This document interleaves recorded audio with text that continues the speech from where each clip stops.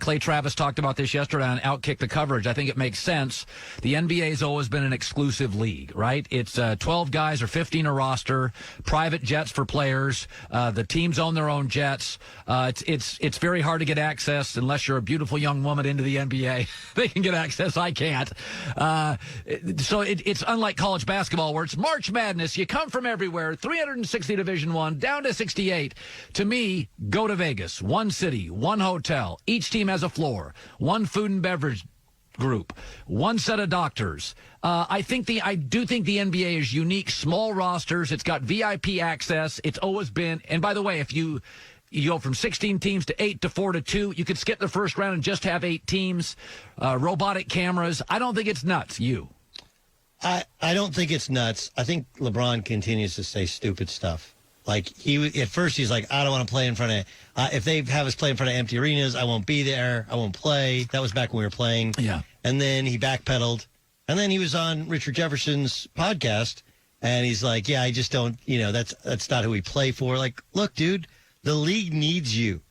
Forget about whether Americans need sports on TV. Yeah. The league is losing hundreds of millions of dollars. Yeah. You also have the chance to grow your brand far more so than an average regular season because you're going to be the only thing on. Yeah. That's what the NFL gets. It was like, yeah, we're doing a draft. You're the only thing on. Yeah. Our numbers will be through the roof. Yeah. So, yeah, will it be weird? Absolutely. It won't be forever. And for a short period of time, they tell you to play in an empty gym, and you play an empty gym. And everybody will watch it. I think the biggest issue, and the Vegas thing is a real discussion that they've had. There's also some of these incredible facilities. The Lakers' brand new facility. The Clippers have not yet built, I think, their new facility. So if they both had new ones, you could maybe just do it in L.A. But the other issue is if you're going to broadcast on TV, you have a TV truck somewhere. Yeah. And TV trucks do not allow for you to have 6 feet in between each other. Yeah. That's, I think, one of the bigger issues. But, yeah, I mean, it's going to be – and if you're LeBron, you should want to come back. Like, your window is closing. Remember, if we get to next year – the Warriors are going to be healthy, and they're going to be back. They're going to be a nuisance. That's a good point. The Nets are going to have, whether you believe in Kyrie and KD together can make it work, they'll be far more talented. Also, the Lakers will be older next year. The Lakers will be a year old. Anthony Davis, by the way, would be a free agent. I think he'll come back. Right. But he will be a free agent. There will be some tinker with rosters. So if I'm LeBron, I'm like, hey, I'm going to stay ready as best I can. Tell me when, tell me where. And I can kind of go from there. Yeah, I mean, it's funny. I watch the media sometimes, and they're like, the optics of free agency. Do you media people want jobs? Because you writers are real easy to get rid of. You're not driving a lot of revenue. NFL's driving revenue. You do get we're all in a business. You can call it journalism. Yes. We're all in a business. You want the draft. You want stuff to write about. Whenever I see these guys, the writers, they go to optics. Do you know how easy it is to get rid of a sports writer today? We're going to see papers get flushed out. It's harder to get rid of a political talk show host now. You know, the Sean Hannitys and Rachel Maddow have massive audiences. It's going to be real easy to get rid of sports people with no games. You want stuff to talk about. In fact, I called, I can't divulge too much of this information. I called a big shot at our network and said, when's the NFL schedule release coming out? Because that's 3 days for me. Yeah. Like, that's a real thing. That's a win. That's a loss. Whenever I see these sports media people that get into the optics and it doesn't look good. Get stuff to talk about or we're all out of work. Listen, I'm very sensitive to people who are affected by it. Yes. I have my mom's a senior citizen. She came over last night, bought banana bread. We had not been letting her, like, hey, don't come over, whatever. Right. She stayed outside the house, and I talked with her for a little bit. I don't even hug and kiss my mom. I have a daughter that has lung issues, so we're very protective of her. Okay? NBA players, I'm not saying they're all immune, but if you ask them right now, like, hey, would you guys play if you could play? They'd all, yeah, we play, right? It's if nothing else, just to get out of the house. Right. By the way, have you picked up any hobbies? I know Ann, she didn't leave you. She left. I got to be honest. My son and I laugh about this. So I'm a minimalist. Yes. I've always been a minimalist. Yes. I don't like, I look at Joy's couch. It has 7 layers of pillows, and I get anxious.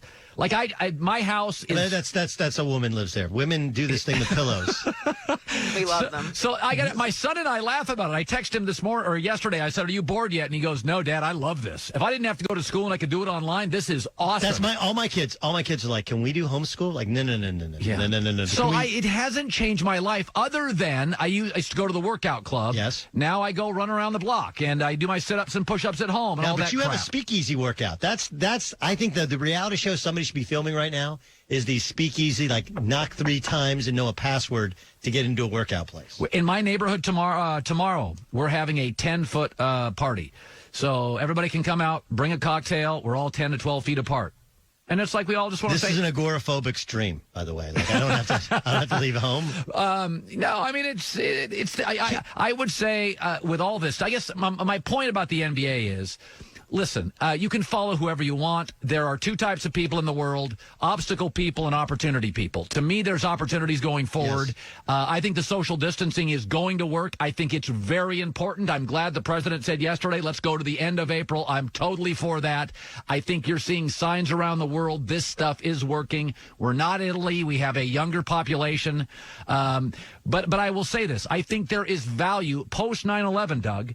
We could go to concerts, games, movies, walks. Yes. Now we can't.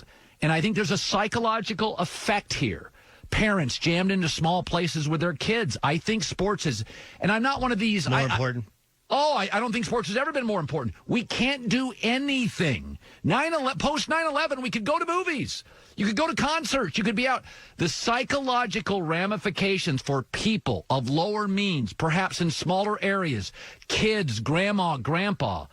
Yeah, I worry about that. Forget the employment. I worry about the psychology of it. Oh, no question. I mean, there's going to be numbers. There's going to be a baby boom in 9 months, and there'll be a divorce boom, right? Yes. Whenever this thing is over as well. You're also seeing young children in chaotic families. You're seeing some really troubling signs that kids. Look, there's good and there's bad to it, right? Yeah. Like we've had family dinners. When was the last time you had a family dinner? I know. And we've had like family dinners. On the other hand, are you going to, as soon as this thing's done, are you going to vacation with your kids this summer? Right? No. Like, no. Thank you. No, I love my children. My daughter is so over me. Yes. No, I mean, God bless her. No, but same thing. Now, like, look, I've gotten to watch, like, I have 2 teenage daughters. Watch some, we watched Shawshank Redemption. Which is an amazing movie. Yeah. Content normally I would stay away from. So there's some good, there's some bad. But I do think that sports might become more important. People will realize that we can survive without it, but it's like a black and white as opposed to a color. Right? Sports has color. That's fun. Yeah, it's also in a divided world, it's a unifier. Yes. Like it makes people happy. Sports there's a winner, there's a loser, but there's always a game the next day. I think it's a unifying source in right now a very frightening and anxiety-driven country. Hi, everybody. Thanks for watching. Subscribe here to get the latest from the show. Also, be sure to check out more of the best clips from The Herd or go watch a few segments from other shows on FS1.